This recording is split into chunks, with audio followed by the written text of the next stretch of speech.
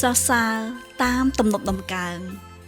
ដែលយើងនឹងសរសើរដំកើងព្រះតាមទំនុកដំកើងជាមួយគ្នាចា៎សូមឲ្យចិត្តយើងដែលជាកូនព្រះនោះបានសរសើរទ្រង់រាល់ថ្ងៃត្បិតព្រះ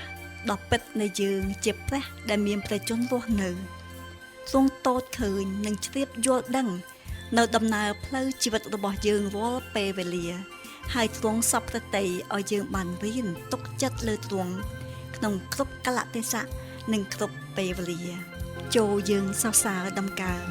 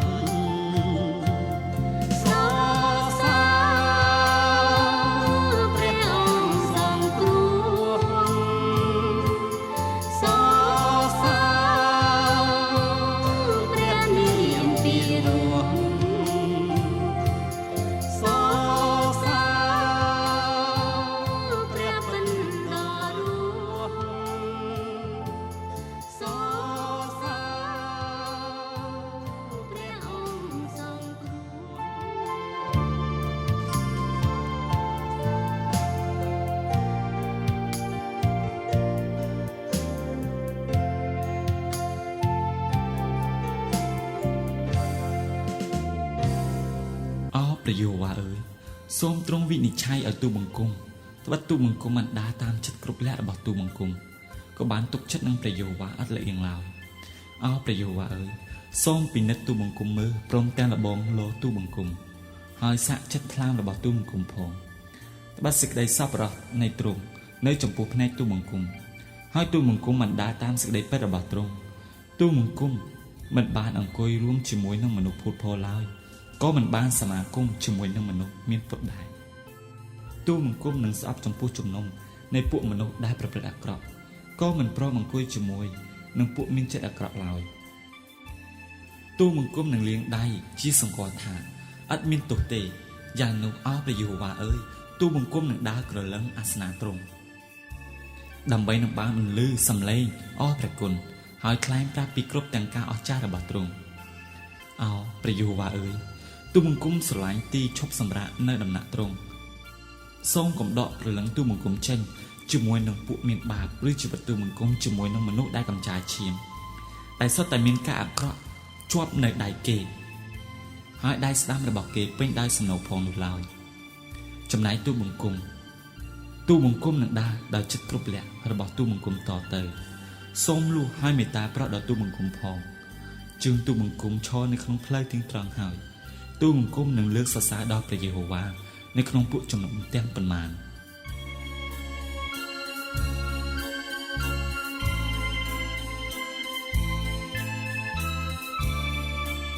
បងប្អូនលោកអ្នកទើបបានស្ដាប់នៅទំនុកដំកើង26ខ1ដល់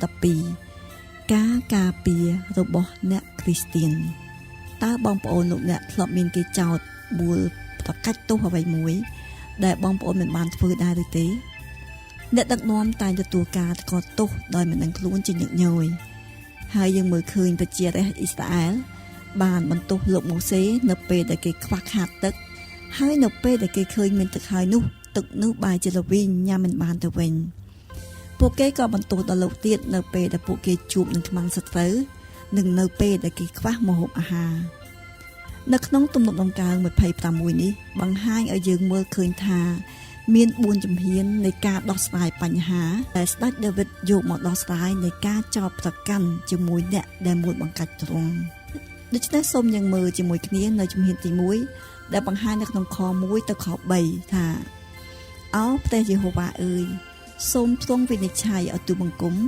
ត្បិតទូបង្គំបានដើរតាមចិត្តគ្រប់លក្ខរបស់ទូបង្គំក៏បានទុកចិត្តនឹងព្រះយេហូវ៉ាឥតល្អៀងឡើយអោព្រះយេហូវ៉ាអើយសូមពិនិត្យទូបង្គំមើលព្រមទាំងលបួងលោទូបង្គំផងត្បិតសេចក្តីសប្បុរសនៃទ្រង់នៅចំពោះភ្នែកទូបង្គំហើយទូបង្គំបានដើរតាមសេចក្តីពិតរបស់ទ្រង់នៅក្នុងសេចក្តីនេះបង្ហាញឲ្យយើងឃើញ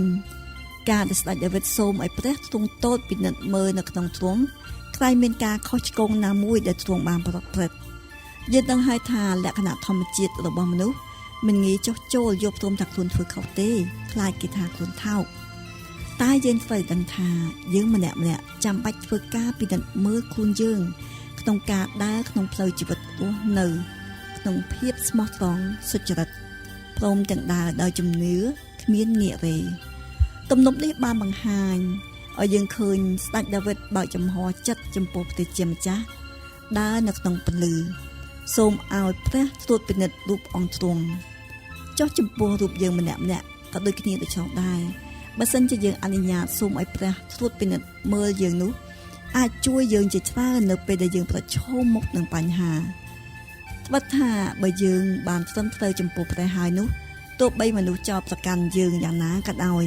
ក៏វាមិនមានជាបញ្ហាទៅខុសអ្វីដែរជំហានទី2សូមយើងស្ដាប់នៅខ4ខ5ថាទូបង្គំមិនបានអង្គុយរួមជាមួយនឹងមនុស្សពុទ្ធពោឡើយក៏មិនបានសហគមន៍ជាមួយនឹងអ្នកមានពុតដែរទូបង្គំស្អប់ចំពោះជំនុំនៃពួកមនុស្សដែលប្រព្រឹត្តអាក្រក់ក៏មិនព្រមអង្គុយជាមួយនឹងពួកមានចិត្តអាក្រក់ឡើយក្នុងខនេះបានបង្ហាញឲ្យយើងឃើញការចែកដាច់នឹងការរស់នៅក្នុងភាពបរិសុទ្ធប្រជាជនបានចោទប្រកាន់ស្ដេចដាវីតថាជាមនុស្សពុតបុត្រទោះបីទ្រង់មិនបានថ្វាយបង្គំរូបព្រះคล้ายៗសោះក៏ដោយយើងត្រូវតែរស់នៅដោយស្ដាប់បង្គាប់ធ្វើតាមព្រះបន្ទូលដោយមិនត្រូវសុំក្រឡុំនឹងអ្វីដែលខុសពីព្រះបន្ទូលឡើយនៅក្នុងកូរិនថូសខ្សែទី2ចំពុក6ខ14ដល់18បានប្រាប់យើងច្បាស់ណាស់ថាកុំឲ្យទំនឹមស្រាកជាមួយនឹងមនុស្សមិនជឿឡើយត្បិតឯសេចក្តីសុចរិតនិងសេចក្តីទទឹងច្បាប់តើមានការប្រកបអ្វីនឹងគ្នាឬពន្លឺនិងងងឹតលាយឡំគ្នាដោយម្ដេចបានតើព្រះគ្រីស្ទនិងអរបេលាធ្វើអ្វីនឹងគ្នាឬអ្នកជឿមានចំណែកអ្វីនឹងអ្នកដែលមិនជឿតើវិហារនៃព្រះសំណំអ្វីនឹងរូបព្រះត្បិតអ្នករាល់គ្នាជាវិហារនៃព្រះដ៏មានព្រះជន្មរស់ដោយជាព្រះទ្រង់មានព្រះបន្ទូលថាអញនឹងនៅក្នុងគេហើយនឹងដើរជាមួយផងអញនឹងធ្វើជាព្រះដល់គេហើយគេនឹងធ្វើជារះដល់អញហេតុនោះបានជាព្រះជាម្ចាស់ទ្រង់មានបន្ទូលថាចូលចេញពីកណ្ដាលពួកគេទៅហើយញែកខ្លួនទៅដោយឡែកកុំពាល់របស់ស្មោកគ្រោកឡើយនោះអញនឹងទទួលឯងរាល់គ្នាអញនឹងធ្វើជាឪពុកដល់ឯងរាល់គ្នាហើយឯងរាល់គ្នានឹងធ្វើជាកូនប្រុសកូនស្រីដល់អញនោះជាព្រះបន្ទូលនៃព្រះអម្ចាស់ដ៏មានព្រះជាស្ដាបំផុតជំហានទី3នៅក្នុងខ6ដល់8បង្ហាញឲ្យឃើញការអបអរសាទរដោយរីករាយទូបង្គំនឹងលាងដៃជាសម្គាល់ថាឥតមានទោសទេយ៉ាងនោះអោព្រះយេហូវ៉ាអើយទូបង្គំនឹងដើរក្រឡឹងអាសនាទ្រង់ដើម្បីនឹងបានបន្លឺសំឡេងអរព្រះគុណហើយថ្លែងប្រាប់ពីគ្រប់ទាំងការអស្ចារ្យរបស់ទ្រង់អោព្រះយេហូវ៉ាអើយទូបង្គំនឹងដើរក្រឡឹងអាសនាទ្រង់ដើម្បីនឹងបានបន្លឺសំឡេងអរព្រះគុណហើយថ្លែងប្រាប់ពីគ្រប់ទាំងការអស្ចារ្យរបស់ទ្រង់អោព្រះយេហូវ៉ាអើយទូបង្គំស្រឡាញ់ទីឈប់សម្រាកនៅដំណាក់ទ្រង់ជាទីសន្ធិដ្ឋនៅនៃសេរីល្អទ្រង់ការលាងដៃរបស់ស្ដេចដាវីតបង្ហាញឲ្យឃើញថាទ្រង់មិនបានធ្វើការដោយការដែលគេមួលបង្កាច់ទ្រង់នោះទេទ្រង់បានស្អាតដោយសារទឹកនិងលោហិតការដែលទ្រង់ចាប់អារម្មណ៍នោះគឺការអរព្រះគុណនិងសរសើរដំកើងដល់ព្រះដែលបង្ហាញពីសេចក្តីស្រឡាញ់និងការថ្វាយសេរីល្អដល់ព្រះជាម្ចាស់ជំហានទី4ការបន្ទាបខ្លួនស្ដេចដាវីតបានថ្លែងនៅក្នុងខ9ដល់12ថាសូមគំលាក់ព្រះភ័ក្ត្រនឹងទូបង្គំហើយកុំផាត់អ្នកបម្រើទ្រង់ចេញដល់ខ្ញាល់ឡើយទ្រង់បានតែងធ្វើជាជំនួយរបស់ទូបង្គំ អោព្រះដ៏ជួយសង្គ្រោះទូបង្គំអើយសូមកុំប្រះចេញឬបោះបង់ចោលទូបង្គំឡើយបើកាលណាឪពុកម្ដាយលះចោលទូបង្គំនោះព្រះយេហូវ៉ាទ្រង់នឹងទទួលទូបង្គំទុកវិញអោព្រះយេហូវ៉ាអើយសូមបង្រៀនផ្លូវទ្រង់ដល់ទូបង្គំហើយដោយព្រោះមានពួកខ្មាំងសត្រូវនោះសូមនាំទូបង្គំទៅតាមផ្លូវរាបស្មើសូមកុំប្រគល់ទូបង្គំទៅតាមបំណងចិត្តនៃពួកអ្នកដែលតតាំងនឹងទូបង្គំឡើយបិទមានស្មោបន្ទាល់คล้ายៗបានលើកគ្នាទៅនឹងទូបង្គំ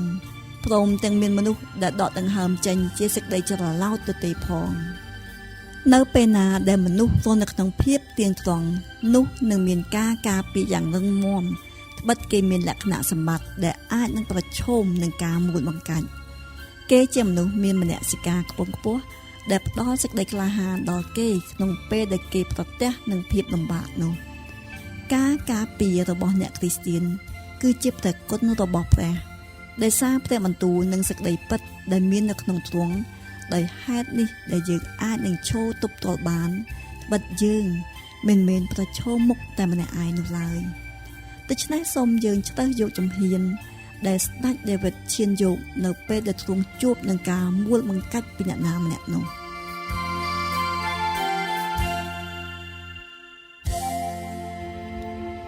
មនុស្សអាចធ្វើឲ្យយើងឈឺចាប់ដោយសារការមួលបង្កាច់ប៉ុន្តែការមួលបង្កាច់នោះមិននាំឲ្យយើងបរាជ័យឡើយ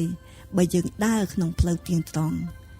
លក្ខណៈសម្បត្តិយើងជាខែលការពារយើងដូច្នេះសូមរក្សាខ្លួនក្នុងភាពថ្លៃថ្នូរបរិសុទ្ធសុចរិតស្មោះត្រង់ហើយជៀសចេញពីការសុំក្រឡុំនៅពេលណាដែលយើងត្រូវគេមួលបង្កាច់នោះព្រះគុណរបស់ព្រះតាមរយៈព្រះបន្ទូលនៃសេចក្តីពិតរបស់ទ្រង់នោះនឹងការពារយើងជាមិនខានចូលយើងលើកសរសើរដំកើងព្រះនាមព្រះជាម្ចាស់